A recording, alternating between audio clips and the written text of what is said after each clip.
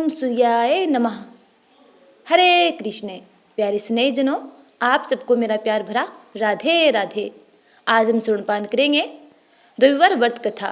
उम्मीद करती हूँ कि आपने चैनल को सब्सक्राइब कर लिया होगा। यदि नहीं किया है तो चैनल को सब्सक्राइब कर बेल आइकन को जरूर दबा लीजिएगा, ताकि आगे आने वाली वीडियो के नोटिफिकेशन आप तक टाइम पर पहुँचते रहें। आइए कथा सुनपान करते हैं। प्राचीन काल में एक नगर में एक वृद्धा रहती थी।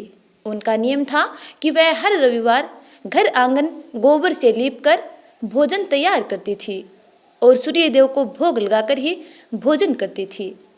ऐसा व्रत करने से उसका घर अनेक प्रकार के धन धान्य से पूर्ण था। श्री हरि की कृपा से घर में किसी प्रकार का विघ्न या दुख नहीं था।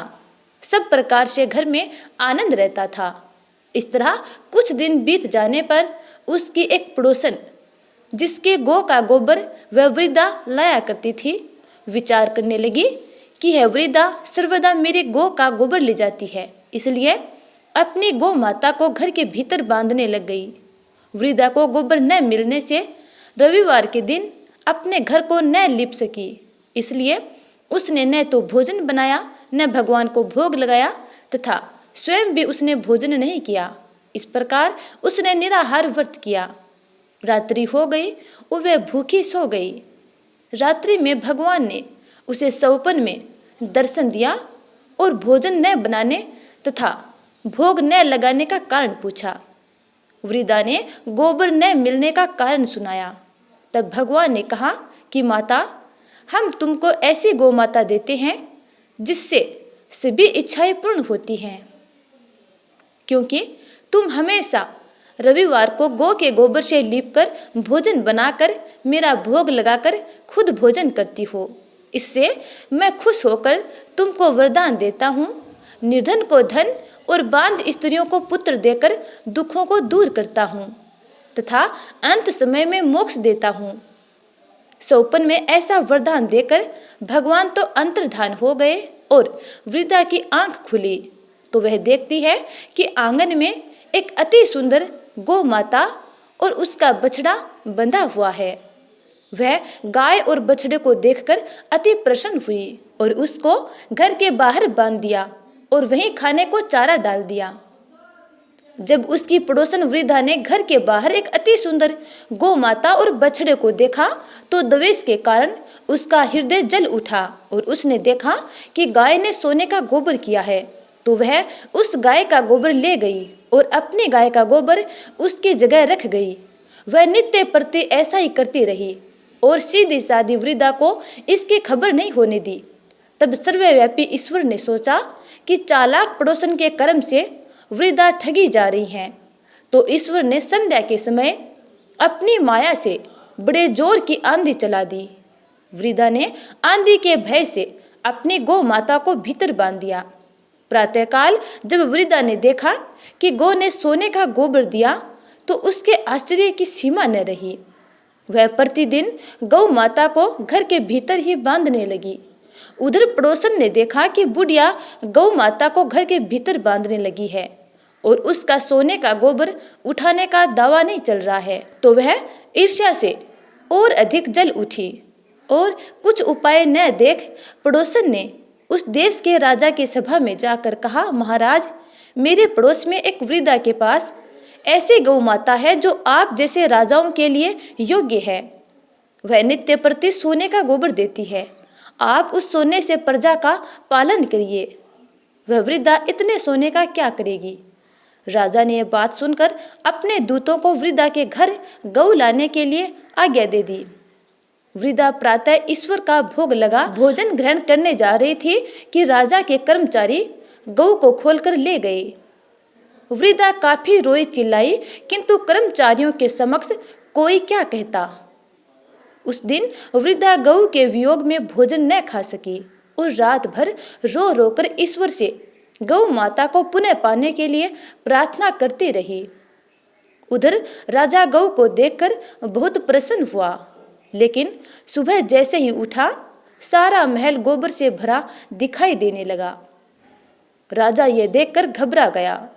भगवान ने रात्रि में राजा को सपन में कहा कि हे राजा, यह गाय वृद्धा को वापस लौटाने में ही तेरा भला है। उसके रविवार के व्रत से प्रसन्न होकर मैंने उसे गाय दी थी।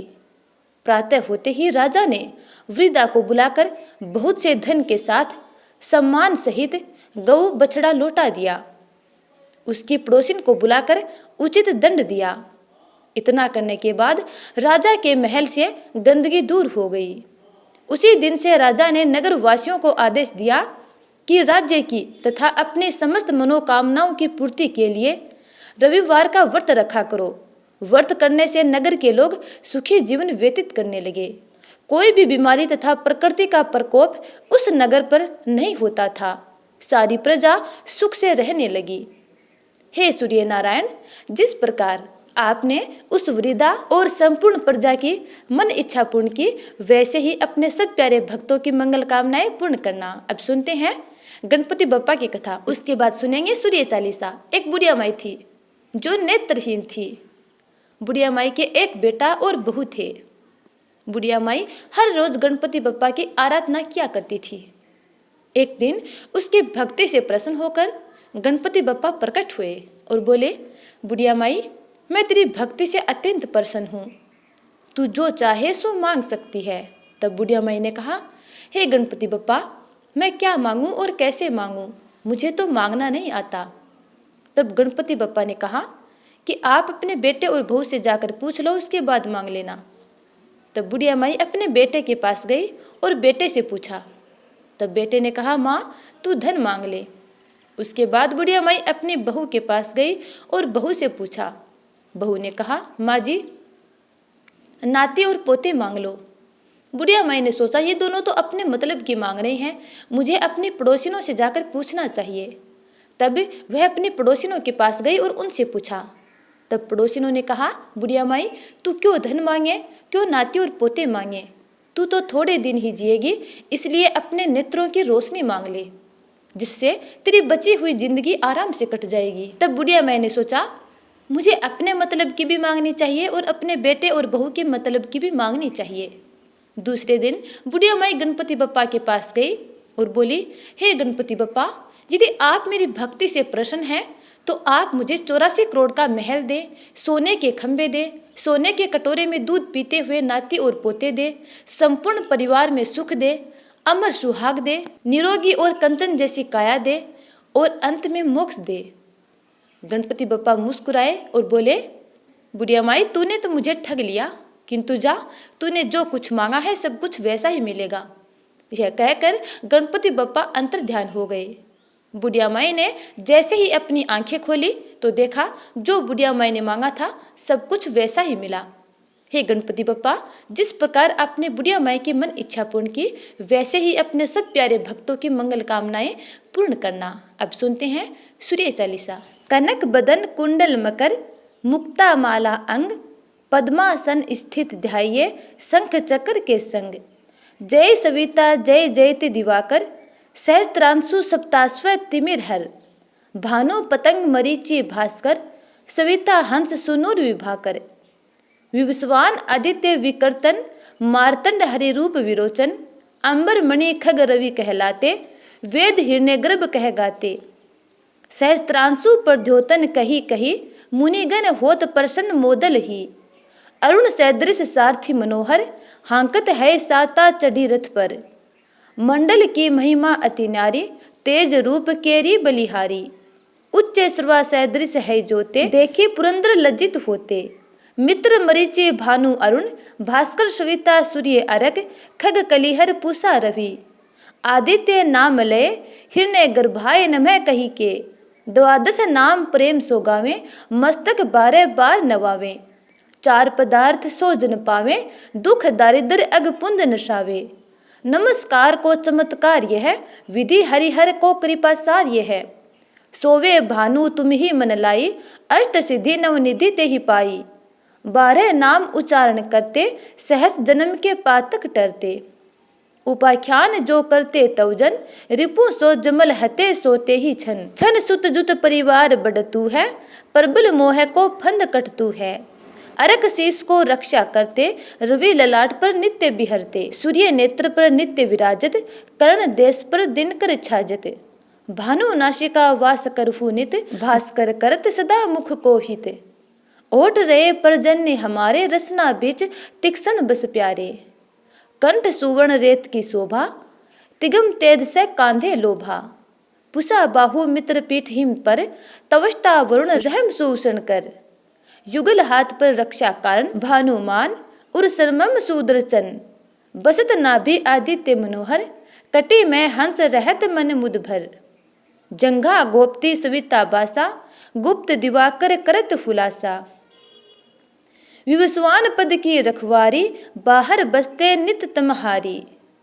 सहस्त्रांशु सर्वांग समहारे, रक्षा कवच विचित्र विचारे। अस जो जन अपने न माही, भय जग बीज करहूँ तेहि नाही। दरिद्र कुष्ठ तेहि कबहू न व्यापे, जो जन याको मन मह जापे। अंधकार जग का जो हरता, नव प्रकाश से आनंद भरता। ग्रह गण गर्षि न मिटावत जाहि, कोटि बार में प्रणवो ताहि। मंद सुदृश सुत जग में जाके, धर्म राजसम अद्भुत बांके। धन्य धन्य तुम दिन मनि देवा, किया करत सुर मुनि नर सेवा। भक्ति भावयुत पूर्ण नियम सो, दूर हटत सो भव के भ्रम सो। परम धन्य सो नर तन धारी, है प्रसन्न जेहि परतमहारी। अरुण माघ मह सूर्य फाल्गुन, मद वेदांग नाम रवि उदय। भानु उदय वैशाख गिनावे, ज्येष्ठ इंद्र आषाढ़ रवि गावे। यम भादो आश्विन हिमरेता, कार्तिक होत दिवाकर नेता। अगहन भिन्न विष्णु है पुसहिम, पुरुष नाम रवि है मलमासहिम। भानु चालीसा प्रेम युत, गावहिम जे नर नित्य। सुख संपत्ति लहे विविध, होहि सदा कृत कृत्य। तो प्यारे स्नेहजनों, ये थी रविवार व्रत कथा और सूर्य चालीसा। उम्मीद करती हूँ कि आपको ये वीडियो अच्छा लगा है। यदि अच्छा लगा है तो लाइक कमेंट कर देना और अगले वीडियो का इंतजार करना। तब तक के लिए जय श्री राधे।